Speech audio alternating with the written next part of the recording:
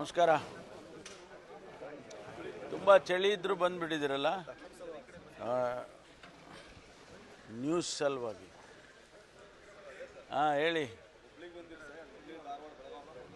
ಇಲ್ಲ, ಬೆಳಗಾಂನಲ್ಲಿ ನಮ್ಮ AICCಯ ಕಾರ್ಯಕ್ರಮ ಇದೆ. ಗಾಂಧಿ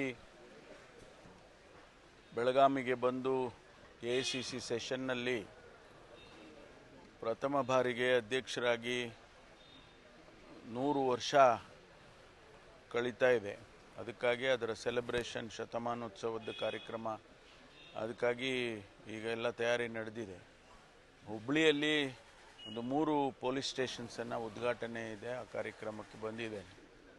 ಮತ್ತು ಬೆಳಗಾಂನಲ್ಲಿ ಇಲ್ಲಿಂದ ಬೆಳಗಾಂಗೆ ಪ್ರತಿ ದಿವಸ ಓಡಾಡಿಕೊಂಡು, ಯಾಕೆಂದರೆ ಅಲ್ಲಿ ಅಕಾಮಿಡೇಷನ್ನು ಎಲ್ಲ ನಮ್ಮ ಡೆಲಿಗೇಟ್ಸ್ಗೆ ಮಾಡಿದ್ದೇವೆ. ಹಾಗಾಗಿ ನಾನು ಇಲ್ಲೇ ಇದ್ದುಕೊಂಡು ಪ್ರತಿ ದಿವಸ ಇಲ್ಲಿಂದ ಓಡಾಡ್ತೇನೆ. ಎಲ್ಲರೂ ಬರ್ತಾರೆ, ಇಡೀ ಕಾಂಗ್ರೆಸ್ ಸಮುದಾಯ.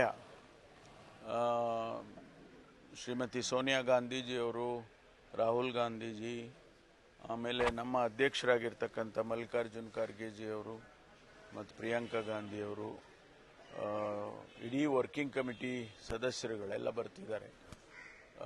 ಇಡೀ ನಮ್ಮ PCC ಅಧ್ಯಕ್ಷರುಗಳು, ಎಲ್ಲ ರಾಜ್ಯದ PCC ಅಧ್ಯಕ್ಷರುಗಳು, CLP ನಾಯಕರುಗಳು, ಆಮೇಲೆ ಮೆಂಬರ್ ಆಫ್ ಪಾರ್ಲಿಮೆಂಟ್ಸ್, ನಮ್ಮ ಪಕ್ಷದ ಪಾರ್ಲಿಮೆಂಟ್ ಮೆಂಬರ್ಸು, AICC ಫಂಕ್ಷನರೀಸು, ಇಷ್ಟು ಜನ ಎಲ್ಲ ಭಾಗವಹಿಸ್ತಾರೆ. ಇದು ಒಂದು ಐತಿಹಾಸಿಕವಾದಂಥ ಕಾರ್ಯಕ್ರಮ. ಅದಕ್ಕಾಗಿ ನಾವು ಇದನ್ನು ಸೆಲೆಬ್ರೇಟ್ ಮಾಡ್ತಾ ಇದ್ದೀವಿ.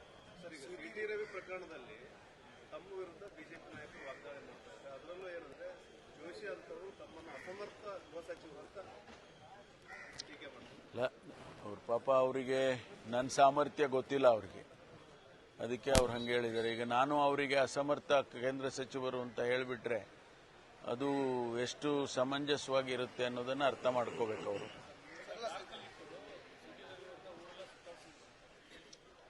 ನೋಡಿ, ನಾನು ಈಗ ಅದ್ರ ಬಗ್ಗೆ ಹೆಚ್ಚು ವ್ಯಾಖ್ಯಾನ ಮಾಡಕ್ಕೆ ಹೋಗೋದಿಲ್ಲ. CIDಗೆ ತನಿಖೆಗೆ ಆದೇಶ ಮಾಡಿದ್ದೇನೆ. ಈಗ ಅದರ ತನಿಖೆ ನಡೆಯುವಾಗ ನಾವು ಯಾವುದೇ ಹೇಳಿಕೆಗಳನ್ನು ಮತ್ತು ಸ್ಟೇಟ್ಮೆಂಟ್ಗಳನ್ನು ಕೊಡೋದಕ್ಕೆ ಬರೋದಿಲ್ಲ. ಅದು ಅದರಿಂದ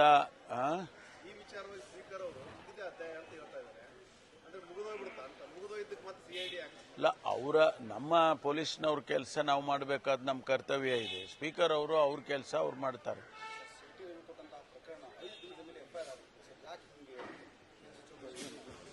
ಇಲ್ಲ, ಅದು ಎಲ್ಲ ಅಲ್ಲಿಯ ಸಾಧಕ ಬಾಧಕಗಳನ್ನು ನೋಡಿಕೊಂಡು ಸ್ಪೀಕರ್ ಅವರು ಅವರ ಅಭಿಪ್ರಾಯಗಳನ್ನು ತಗೊಂಡು ಅದೆಲ್ಲ ಪ್ರೊಸೀಜರಲ್ಲಿ ಮಾಡುವಾಗ ಸ್ವಲ್ಪ ಡಿಲೇ ಆಗ್ಬೋದು, ಆದರೆ ಅದನ್ನು ಸರಿಯಾದ ರೀತಿಯಲ್ಲಿ ಮಾಡಬೇಕು. ಅದಕ್ಕಾಗಿ ನಾವು ಇವತ್ತು COD ಕೊಟ್ಟಿದ್ದೇವೆ. ತನಿಖೆ ಮಾಡಿ ಅದರಲ್ಲಿ ಏನಿದೆ, ಏನು ಸತ್ಯಾಸತ್ಯತೆಯನ್ನು ನೋಡಬೇಕಲ್ಲ. ಕೆಲವರು ಹೇಳ್ತಾರೆ ಈಗ ಅವ್ರು ಹೇಳಿದ್ದಾರೆ, ನಾನು ಆ ರೀತಿ ಹೇಳಲೇ ಇಲ್ಲ ಅಂತ ಹೇಳಿದ್ದಾರೆ ರವಿ ಅವರು. ಆದರೆ ಅಲ್ಲಿ ನಡೆದಿರೋದೇ ಬೇರೆ ಅಂತ ಬೇರೆಯವರು ಹೇಳ್ತಾರೆ. ಸಾಕ್ಷ್ಯಗಳು ಪಕ್ಕದಲ್ಲಿದ್ದವರೆಲ್ಲ ಕೇಳಿಸ್ಕೊಂಡವರು ಅವರು ಹೇಳ್ತಿದ್ದಾರೆ. ಇದೆಲ್ಲ ತನಿಖೆ ಆಗಬೇಕಲ್ಲ, ಅದಕ್ಕಾಗಿ COD ಆದೇಶ ಮಾಡಿದ್ದೇವೆ. ಮಹಿಳಾ ಸಿಬ್ಬಂದಿಗಳು ಪತ್ರ ಬರೀತಾರೆ, ನಮಗೆ ರಕ್ಷಣೆ ಕೊಡಿ, ಓರ್ವ ಪೊಲೀಸ್ ಅಧಿಕಾರಿ ನಮ್ಮ ಮೇಲೆ ಲೈಂಗಿಕ ಕಿರುಕುಳ ಮಾಡ್ತಾರೆ ಅಂತ ಹೇಳಿ ರಾತ್ರಿ ನಿಮ್ಮ ಮೇಲಾಧಿಕಾರಿಗಳು ಹೋಗ್ತಾರೆ, ಕ್ಲೀನ್ ಚಿಪ್ ಕೊಡುವಂತಹ ಕೆಲಸ ಮಾಡ್ತಾರೆ. ನಂತರ ಅದೇ ಪೊಲೀಸ್ ಅಧಿಕಾರಿ ವಿರುದ್ಧ ಅಕ್ಟೋಬರ್ನಲ್ಲಿ ಓರ್ವ ಮಹಿಳೆ ಪತ್ರ ಬರೀತಾಳೆ, ನನಗೆ ಲೈಂಗಿಕ ಕಿರುಕುಳ ಇದೆ, ಬೇಕಾದಂಥ ದಾಖಲೆಗಳನ್ನ ಈಗಾಗಲೇ ಸಲ್ಲಿಕೆ ಮಾಡಿದ್ದೀನಿ, ಆದರೂ ನನಗೆ ನ್ಯಾಯ ಕೊಡಿಸ್ತಿಲ್ಲ ಅಂತ.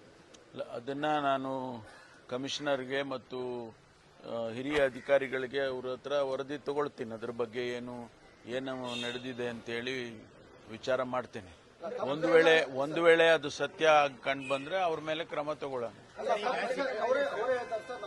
ಏನು ತಪ್ಪಾಗಿಲ್ಲ, ಯಾವುದೇ ರೀತಿಯ ಇಲ್ಲಿ ಏನೂ ಆಗಿಲ್ಲ ಅಂತ ಹೇಳ್ತಾರೆ. ಮತ್ತೆ ರೂಲ್ ನಂಬರ್ ಅವರೇ ಕೊಟ್ಟು ಬರ್ತಾರೆ, ತಪ್ಪಾಗಿಲ್ಲ. ಅದೇ ವಿಚಾರ ಮಾಡ್ತೀನಿ. ನೀವು ಹೇಳಿದ್ದು ಒಳ್ಳೇದಾಗಿದೆ, ವಿಚಾರ ಮಾಡೋಣ. ಮಂತ್ರಿಮಂಡಲದಲ್ಲಿ ಸಮಂಜಸ ಇದೆ, ಎಲ್ಲರದ್ದು ಹೊಂದಾಣಿಕೆ ಸರಿ ಇದೆ. ಯಾಕಂದ್ರೆ ಈ CP ರವಿ ವಿಷಯದಲ್ಲಿ ಕೆಲವೊಂದು ತಮಗೆ ಗೊತ್ತಿಲ್ಲ ಅಂತ ತಾವು ಹೇಳ್ತೀರಿ, ಇನ್ನೊಂದು ಬೇರೆಯವರು ನಿಮ್ಮ ಇಲಾಖೆಯಲ್ಲಿ ಬೇರೆಯವರು ಹಸ್ತಕ್ಷೇಪ ಮಾಡ್ತಾ ಇದ್ದಾರೆ. ಇದರ ಬಗ್ಗೆ ನೋಡಿದ್ರೆ ಒಟ್ಟಾರೆ ಮಂತ್ರಿಮಂಡಲದಲ್ಲಿ ಏನಾದರೂ ಸರಿ ಇದೆಯೋ ಇಲ್ಲ ಅನ್ನುವಂತ ಸಮಸ್ಯೆ ನೋಡಿ. ಪೊಲೀಸ್ ಇಲಾಖೆ ಬಹಳ ಜವಾಬ್ದಾರಿಯುತವಾದಂಥ ಇಲಾಖೆ. ಪೊಲೀಸ್ ಆದೇಶಗಳನ್ನು ನಡಿಬೇಕಾದ್ರೆ ಇಲ್ಲ ಮುಖ್ಯಮಂತ್ರಿಗಳ ಆದೇಶ ಮಾಡಬೇಕು, ಇಲ್ಲ ಗೃಹ ಸಚಿವರ ಆದೇಶ ಮಾಡಬೇಕು. ಬೇರೆ ಯಾರೇ ಆದೇಶ ಮಾಡಿದರೂ ನಮ್ಮ ಅಧಿಕಾರಿಗಳು ಯಾರೂ ಕೂಡ ಅದನ್ನು ಆ ಆದೇಶಗಳನ್ನು ಪಾಲಿಸೋದಕ್ಕೆ ಹೋಗೋದಿಲ್ಲ. ಸುಮ್ಮನೆ ಅವರು ಇವರು ಹೇಳ್ತಾರೆ, ಹಸ್ತಕ್ಷೇಪ ಮಾಡ್ತಾರೆ. ಈಗ ಜೋಶಿ ಅವರು ಹೇಳಿದ್ದಾರೆ ಅಸಮರ್ಥ ಮುಖ್ಯ ಏನೋ ಗೃಹ ಸಚಿವರು ಅಂತೇಳಿ. ಈ ರೀತಿ ಎಲ್ಲ ಹೇಳಿಕೆಗಳನ್ನ ಕೇಳ್ಕೊಂಡು ನಾವು ಇಲಾಖೆಗಳು ನಡೆಸೋದಿಲ್ಲ. ಕಾನೂನಿದೆ, ಆ ಕಾನೂನಿನ ಚೌಕಟ್ಟಿನಲ್ಲಿ ನಾವೇನು ನಡೆಸಬೇಕು ಅದನ್ನು ನಡೆಸ್ತೇವೆ. ಯಾವ ಅಸಮರ್ಥತೆ ಇದರಲ್ಲಿ ಯಾವುದೂ ಕಾಣೋದಿಲ್ಲ. ಸರ್, ಹುಬ್ಬಳ್ಳಿ ಧಾರವಾಡ ಜನ ಹೊಸ ಕಮಿಷನರ್ ಬಂದ ಮೇಲೆ ಸಾಕಷ್ಟು ನಿರೀಕ್ಷೆಗಳನ್ನು ಇಟ್ಕೊಂಡು ಅವೆಲ್ಲವೂ ವಿಷಯ ಆಗಿದೆ. ಮರಳು ಲಾರಿಗಳು ಎಚ್ಚೆತ್ತವಾಗಿ ಹೋರಾಡ್ತಿವೆ, ಇಸ್ಪೇಟ್ ಅಡ್ಡಿಗಳು, ಹವಾಲಾದಂಗೆ ಯಾವುದೂ ಸಹ ಇಲ್ಲಿ ಅಂತ ಕೈ ಈಗ ನಾನು ಅದನ್ನೆಲ್ಲ ರಿವ್ಯೂ ಮಾಡ್ತೇನೆ. ಹೇಗಿದ್ರೂ ಬಂದಿದ್ದೇನಲ್ಲ, ನಾನು ರಿವ್ಯೂ ಮಾಡ್ತೇನೆ. ಅದರಲ್ಲೇನು ತಪ್ಪುಗಳು ಕಂಡು ಬಂದಿದ್ರೆ ಅದನ್ನ ಸರಿ ಮಾಡೋಣ. Thank you sir.